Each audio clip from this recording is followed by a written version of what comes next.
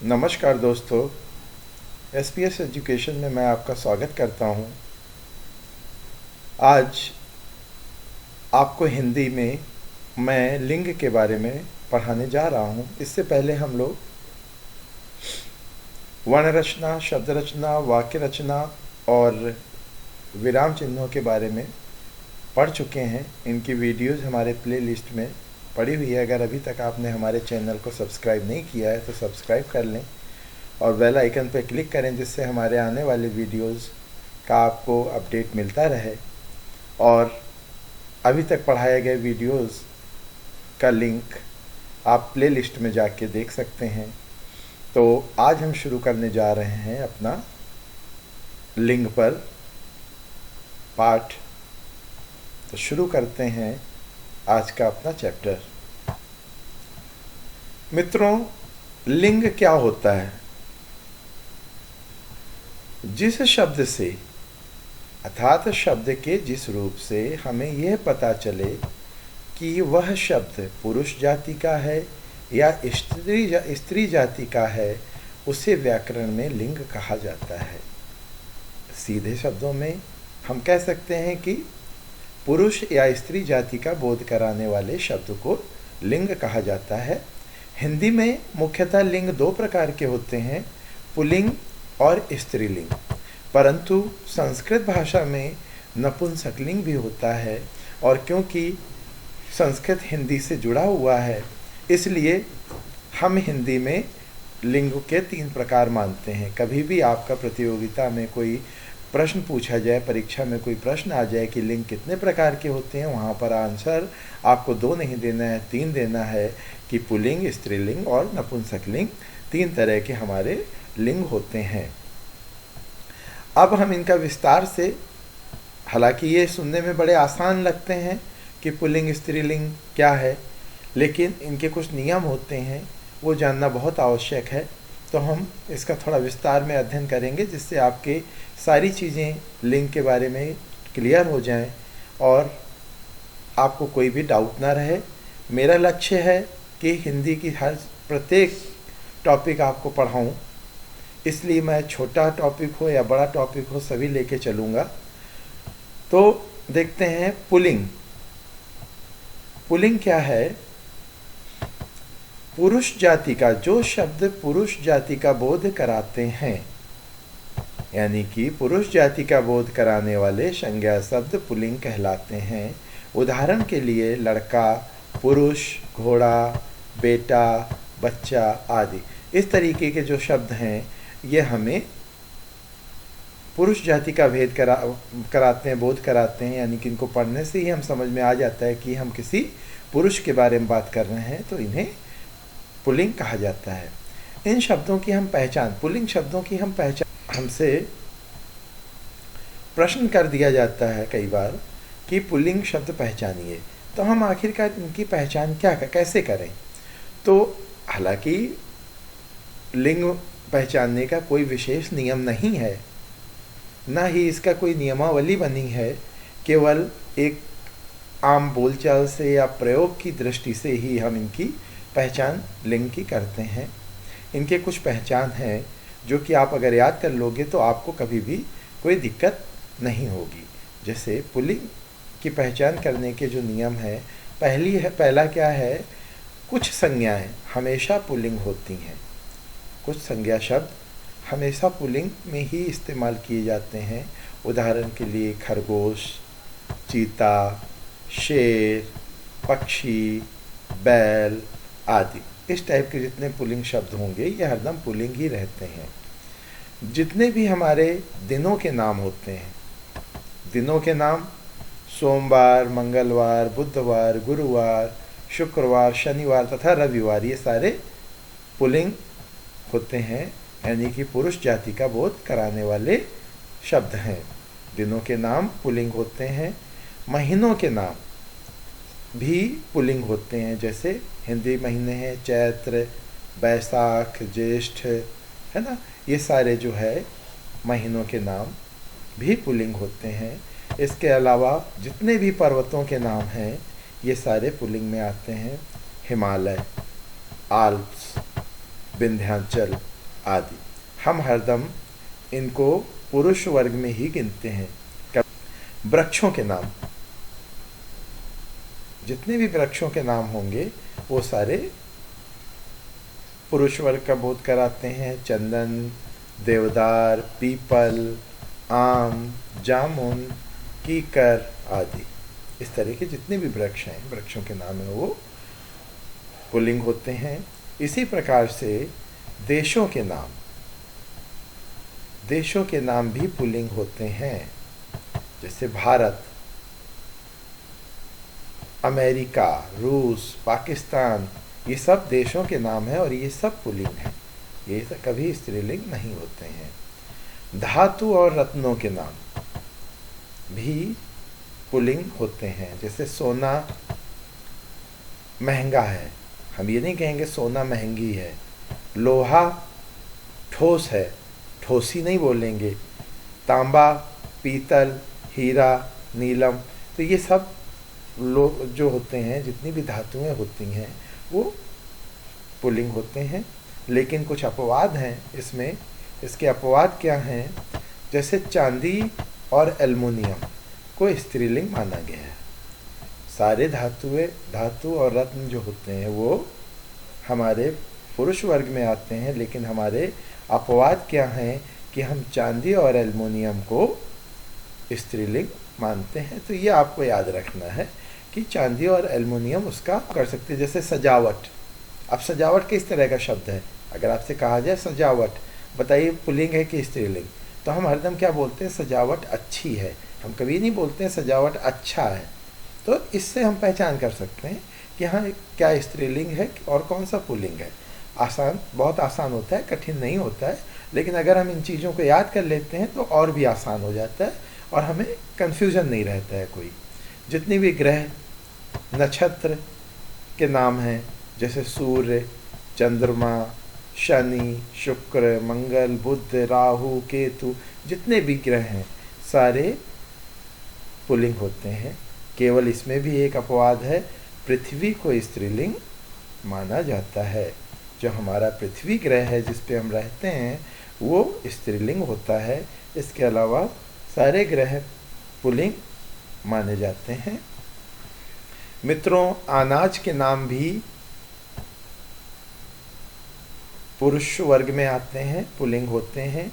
जैसे गेहूँ, चावल, चना, धान, बाजरा आदि। लेकिन इसमें भी अपवाद हैं। ज्वार, मकई, अरहर, इस टाइप के जो शब्द होते हैं, अनाज हैं, वो हमारे स्त्रीलिंग में आते हैं। तो यहाँ भी हम प्रयोग के आधार पर उनकी पहचान कर सकते हैं। अधिकतर अनाज जो होते हैं वो पुरुष वर्ग में आते हैं। जितने भी द्रव्य पदार्थ हैं, दूध, घी, पानी, तेल, शरबत, इस टाइप के जितने भी द्रव्य पदार्थ होते हैं वो सब भी पुरुष वर्ग में आते हैं, पुल्लिंग होते हैं। इनमें अपवाद क्या है? जैसे लस्सी, चाय, कॉफ़ी, ये सब स्त्रीलिंग में आते हैं। द्रव्य पदार्थ जो होते हैं वो पुल्लिंग हैं, लेकिन कुछ अपवाद हैं। लस्सी, चाय, कॉफ़ी, ये आदि इस टाइप के शब्द स्त्रीलिंग में आते हैं। ये भी आप प्रयोग के आधार पर इनका पहचान सकते हैं, इनकी पहचान कर सकते हैं। समय सूचक शब्द जो होते हैं वो भी पुल्लिंग होते हैं। जैसे अभी मैंने बताया ऊपर कि दिनों के नाम पुल्लिंग हैं, सप्ताह के नाम पुल्लिंग हैं, महीनों के नाम पुल्लिंग हैं, वर्ष पुल्लिंग होते हैं, घंटा पुल्लिंग है। तो इस प्रकार से समय सूचक जितने शब्द हैं वो भी पुल्लिंग हैं। लेकिन इनमें भी अपवाद है। जैसे सांझ, घड़ी, रात, सुबह, ये स्त्रीलिंग शब्द होते हैं। बाकी समय सूचक शब्द जो होते हैं वो हमारे पुल्लिंग होते हैं, लेकिन ये कुछ अपवाद भी इनके हैं जो कि हमें याद होने चाहिए।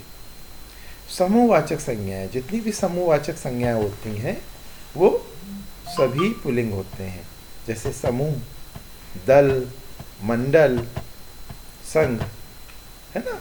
हम कहें भिक्षुओं का संघ है, भिक्षुओं का संघ चला आ रहा है, भिक्षुओं का संघ चली आ रही नहीं बोलेंगे, है ना। हम सभी समूह में जा रहे थे, समूह में जा रही थी नहीं बोलेंगे, तो हम उनका प्रयोग करके हम पहचान सकते हैं कि हाँ ये स्त्रीलिंग है कि पुल्लिंग है। लेकिन वहीं पर इनके अपवाद भी हैं, जैसे भीड़ भी समूहवाचक है, कक्षा भी समूहवाचक है, सेना भी समूहवाचक है, लेकिन ये स्त्री सूचक हैं। हम जब इनका प्रयोग करते हैं तो इस अपने आप पता चले, जैसे भीड़, बहुत अधिक भीड़ है, भीड़ चली आ रही है, भीड़ चला आ रहा है नहीं बोलते हैं, कक्षा लगी है ना, सेना आ रही है, तो ये सारे स्त्री सूचक हैं। हम प्रयोग करके उनका वाक्य बना के, वाक्य में प्रयोग करके हम पहचान सकते हैं कि हाँ ये कौन सा लिंग है इसका। इसके अलावा हमारा अगला है, जितने भी व्यवसाय सूचक शब्द होते हैं वो सारे क्या होते हैं, पुल्लिंग होते हैं। जैसे उपन्यासकार हो गया, नाटककार हो गया, लेखक हो गया, सैनिक हो गया, ये सारे हमारे पुल्लिंग होते हैं, पुरुषवाचक शब्द होते हैं। भाववाचक संज्ञाएं हमारी बहाव, पहनावा, मोटापा, बुढ़ापा, बचपन, ये सारे पुल्लिंग होते हैं। सागर और द्वीपों के नाम जो होते हैं वो सारे पुल्लिंग होते हैं। हमारे हिंदी वर्णमाला में जो अक्षर होते हैं वो सब पुल्लिंग होते हैं, केवल कुछ को छोड़ के, जैसे छोटा ई, बड़ा ई, ये स्त्रीलिंग होते हैं। बाकी जितने भी शब्द हैं वो सभी हमारे पुल्लिंग होते हैं। तो जो इनके अपवाद हैं हमें वो याद रखने हैं कि हाँ ये शब्द अपवाद हैं, बाकी ये हैं। तो हमारी ये पहचान थी, ये कुछ प्रमुख नियम थे जिससे कि हम पुल्लिंग की पहचान कर सकते हैं। इसके बाद जो हमारा दूसरा प्रकार होता है वो है स्त्रीलिंग। जिन शब्दों से, जैसे कि मैंने अभी शुरू में ही बताया था, जिन शब्दों से स्त्री जाति का बोध होता है वो स्त्रीलिंग शब्द कहलाते हैं। इनकी हम पहचान कैसे करेंगे? मेन वही है कि हमें प्रयोग के आधार पर ही इनकी पहचान करनी है, प्रयोग करके ही करना है। लेकिन हाँ, कुछ नियम हैं जो कि हरदम स्त्रीलिंग ही होते हैं। जैसे लिपियों के नाम, जितनी भी लिपियाँ होती हैं वो स्त्रीलिंग होती हैं। देवनागरी, रोमन, गुरुमुखी आदि जितनी भी लिपि हैं प्रयोग होती हैं, उनका लिंग स्त्रीलिंग होता है। नदियों के नाम स्त्रीलिंग होते हैं। गंगा, यमुना, सरस्वती, कावेरी, हम इनको हरदम स्त्रीलिंग ही मानते हैं। हम यही कहेंगे गंगा नदी का उद्गम, या गंगा नदी वहाँ से बहती है, बहता है नहीं, यमुना यहाँ बहती है, बहता नहीं। तो ये नदियों के सारे नाम स्त्रीलिंग होते हैं। भाषाओं के नाम, जो हम भाषाएं प्रयोग करते हैं, हिंदी, संस्कृत, अरबी, फारसी, ये सब स्त्रीलिंग होते हैं। तिथियों के नाम, हिंदी में तिथियां जैसे प्रथमा, द्वितीया, तृतीया, चतुर्थी, पूर्णिमा, अमावस्या, ये जितनी भी तिथियां होती हैं ये सब स्त्रीलिंग होती हैं। बेल, जो बेलें होती हैं, जैसे जूही की बेल, चमेली की बेल, है ना, तो चमेली का बेल नहीं बोलते हैं, चमेली की बेल। तो ये जितनी बेलें हैं, जितनी भी बेल होती हैं वो सब स्त्रीलिंग में आती हैं। इसके अलावा शरीर के जो अंग होते हैं वो हमारे स्त्रीलिंग होते हैं। शरीर के अधिकतर अंग, जैसे जीभ, आँख, नाक, नाभि, भौं, कमर, ये सब हमारे इस तरीके मोस्टली शब्द जो होते हैं वो स्त्रीलिंग होते हैं। इसके अपवाद भी हैं, जैसे हाथ, पैर, तो ये अपवाद भी हैं। सर, ये हमारे पुरुष वर्ग में आते हैं। तो इस तरीके से हमें प्रयोग के आधार पर भी देखना है। बाकी ये इनके नियम है। नक्षत्र जितने होते हैं, नक्षत्र मैंने जैसे अभी बताया, ग्रह और नक्षत्र हमारे पुरुष वर्ग में आते हैं, परंतु नक्षत्र स्त्रीलिंग, भरणी, कृतिका, रोहिणी आदि ये स्त्रीलिंग होते हैं। पुनर्वसु, पुष्प, तारा, ये सारे हमारे पुल्लिंग होते हैं। तो इस तरीके से अपवाद हर चीज़ में है। ऐसा नहीं कि अपवाद नहीं है कि हमने कह दिया नक्षत्र पुरुष हैं तो पुरुष ही है, अरे नहीं, उसमें स्त्रीलिंग भी होगा भैया। आप उसको एक बार प्रयोग करके तो देखो, प्रयोग तो करना ही पड़ेगा आपको, क्योंकि इसका कोई विशेष ऐसा नियम नहीं है कि हम उससे पहचान लें कि नहीं अरे ये नियम है तो ये लग गया। नदी है, कुछ विशेष है, जैसे नदी है तो वो स्त्रीलिंग होगा, लेकिन हरदम ये नियम लागू नहीं होते हैं। ये हमें अपने प्रयोग के आधार पर देखने होते हैं। ये केवल व्याख्या इसलिए कर रहे हैं जिससे कि आपके छोटे छोटे जो डाउट्स होते हैं वो क्लियर होते रहें, उनमें दिक्कत ना आए आपको। भोजन और मसालों के नाम जैसे पूरी, रोटी, सब्जी, जलेबी, मिश्री, ये सारे स्त्रीलिंग में आते हैं। अब यहाँ पे एक बहुत इम्पॉर्टेंट है ये, कुछ शब्द होते हैं जो स्त्रीलिंग एवं पुल्लिंग दोनों में प्रयोग होते हैं। तो शब्दों का प्रयोग हम स्त्रीलिंग में भी करते हैं और पुल्लिंग में करते हैं। उदाहरण के लिए राष्ट्रपति। अब जैसे राष्ट्रपति है, अब इस समय हमारे राष्ट्रपति कौन है? रामनाथ कोविंद हैं, तो हम इनके लिए पुरुष वर्ग का प्रयोग करेंगे। इससे पहले प्रतिभा पाटिल जी थी, तो हम थी शब्द, हमारी राष्ट्रपति प्रतिभा पाटिल हैं, थी या हैं, तो हम उनको लिंग के हिसाब से जो भी होगा पदों को हम कोई भी पद है वो स्त्रीलिंग और पुल्लिंग दोनों में ही प्रयोग होता है। जो उस पद पे विराजमान है उसके हिसाब से हम उसका लिंग बना लेंगे। बर्फ, मेहमान, शिशु, मित्र, ये सब भी हरदम स्त्रीलिंग और पुल्लिंग जेंडर के हिसाब से कि वो किस वर्ग में है उसके हिसाब से प्रयोग कर लिए जाते हैं। मित्रों, अगर अभी तक आपने हमारे चैनल को सब्सक्राइब नहीं किया है तो चैनल को सब्सक्राइब कर लीजिए, क्योंकि आगे बहुत ही अच्छे अच्छे वीडियोस आने वाले हैं जो कि आपके लिए बहुत ही लाभदायक होंगे और आपको किसी भी प्रकार की परीक्षा, जो भी आप परीक्षाएं दे रही हैं, उनको क्रैक करने में बहुत ही आसानी होगी। तो हम आगे देखते हैं, पुल्लिंग से स्त्रीलिंग बनाने के कुछ नियम हैं। ये नियम जानने आवश्यक हैं, क्योंकि हो सकता है आपसे पूछ दिया जाए कि इसका स्त्रीलिंग बनाइए या इसका पुल्लिंग बनाइए। तो अगर ये नियम आप याद कर लोगे तो आपको हल करने में दिक्कत नहीं होगी, कभी भी कोई दिक्कत नहीं आएगी। जैसे कि हिंदी भाषा में यहाँ क्या है, हिंदी भाषा में अधिकतर मूल शब्द पुल्लिंग होते हैं। इनमें हम प्रत्यय लगाकर स्त्रीलिंग शब्द बना लेते हैं।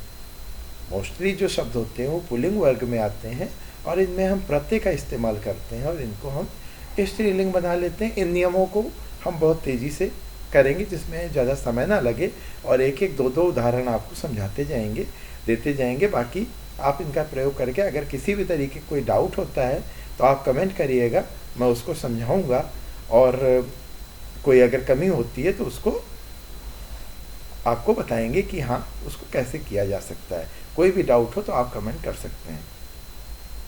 तो हमारा पहला नियम है, छोटा अ और आ, अगर किसी शब्द में अ और आ से अंत हो रहा है, मतलब लास्ट में अ और आ रहा है, तो हम उसमें ई लगाकर, ई प्रत्यय लगाकर हम उसको स्त्रीलिंग बना सकते हैं। जैसे बेटा आया, हमने बेटी कर दिया, ई लगा दिया। पीला, पीली कर दिया।